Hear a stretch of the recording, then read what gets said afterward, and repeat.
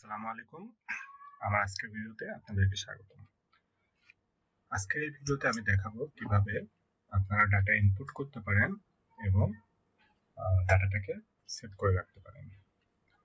এখন data entry করার জন্য আপনাকে প্রথমেই যেই সেলটাতে ডাটা এন্ট্রি করতে চাচ্ছেন সেই সেলটা অ্যাক্টিভ করে নিতে হবে, সেই সেলটাকে সিলেক্ট করে নিতে হবে। আমি এখানে A2 সেলটাতে ডাটা এন্ট্রি করতে চাচ্ছি, এজন্য আমি A2 সেলটাকে সিলেক্ট করে নিলাম। A2 সেলটাকে সিলেক্ট করে আমি আমার ডাটা এন্ট্রি করলাম। এখন পরবর্তী ডাটাটা আমি কোথায় এন্ট্রি করব?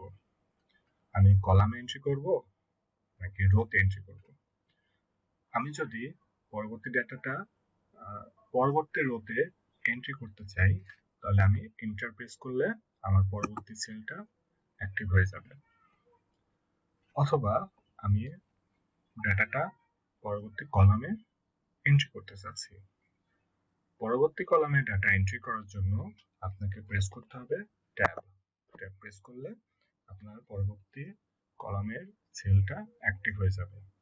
এখানে আমি লিখে দিলাম ডেজিগনেশন,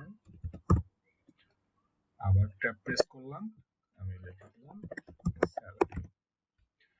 এখন মজার ব্যাপার হচ্ছে, আপনি যদি এখানে এন্টার প্রেস করেন তাহলে প্রথম কলামের সেকেন্ড রোটা আপনার সিলেক্ট হয়ে যাবে। আমি নেম লিখি সাকিব, ট্যাব প্রেস করলাম, ডেজিগনেশন ম্যানেজার, ডেজিগনেশন দিলাম এবিসি, ট্যাব প্রেস করলাম, স্যালারি দিলাম, স্যালারি সরি অ্যামাউন্ট দিলাম 5000।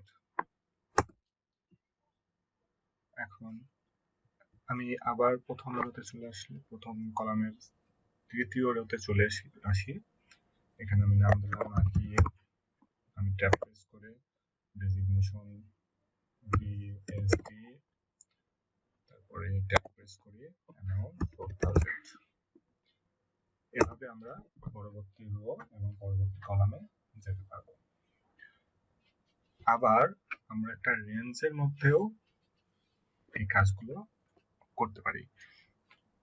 আমার পুরো ডাটাটাকে আমরা একটা রেঞ্জের মধ্যে লিখতে পারবো। সেক্ষেত্রে আমি যখন একটা রেঞ্জ সিলেক্ট করি, রেঞ্জ সিলেক্ট করার পরে আমার প্রথম যে সেলটা থাকবে ওই সেলটা অ্যাক্টিভ থাকবে।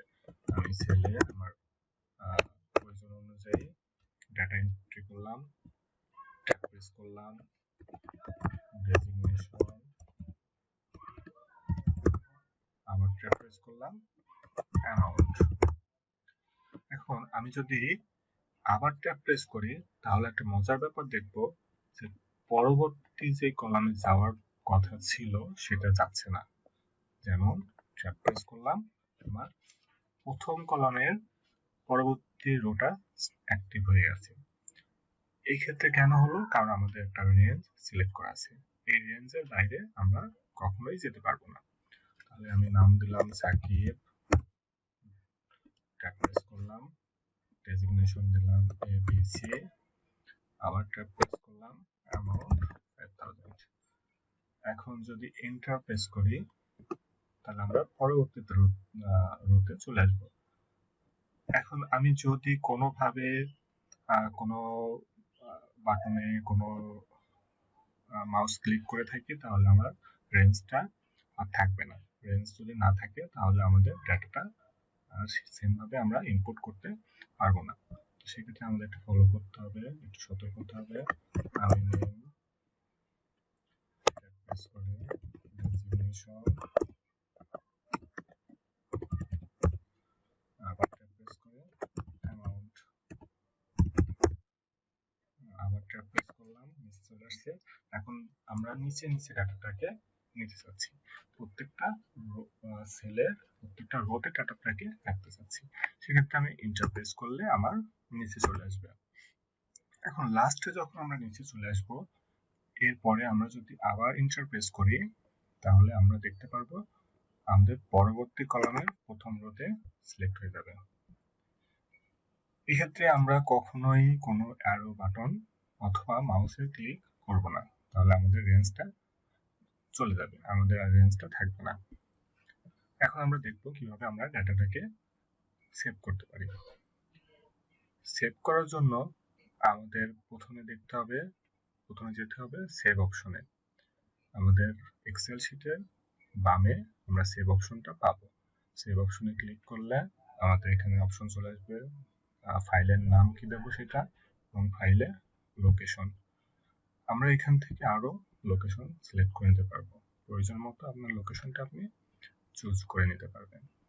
আমি এখান থেকে লোকেশন চুজ করে নিলাম ক্লাস 1। আমি ফাইলের নাম দিলাম শিট 3। সেভ বাটনে ক্লিক করলে আমার ফাইলটা সেভ হয়ে যাবে। অথবা আপনি ফাইল অপশনে গিয়ে সেভ অ্যাসে ক্লিক করলে আপনার সেম অপশনটা চলে আসবে। এখান থেকে আপনার প্রয়োজন মতো ফাইল কোথায় রাখতে চাচ্ছেন সেটা চুজ করে নিতে পারবেন। এখন কথা হচ্ছে, আপনি যতবার ডাটা ইনপুট করবেন, ডাটা এন্ট্রি করবেন, ততবারই কি আপনাকে ফাইলটা সেভ করতে হবে? এভাবে গিয়ে সেভ করতে পারবেন? হ্যাঁ, আপনাকে প্রতিবার সেভ করতে হবে, কিন্তু সেক্ষেত্রে আপনি প্রতিবার সেম প্রসিজার ফলো না করলেও হবে। আপনার ফাইলটা যখন একবার সেভ হয়ে যাবে, আপনি পরবর্তীতে সেভ করার জন্য শুধুমাত্র কন্ট্রোল এস প্রেস করলেই আপনার পুরো ফাইলটা সেভ হয়ে যাবে। আশা করছি আপনারা এখান থেকে মোটামুটি ফাইল সেভ করা এবং কিভাবে ডাটা এন্ট্রি করা যায় সেটা জানতে পারছেন। পরবর্তী ভিডিওতে আমি দেখাবো কিভাবে আপনি ডাটাটাকে এন্ট্রি করে আপনার প্রয়োজন মতো কাজ করতে পারবেন।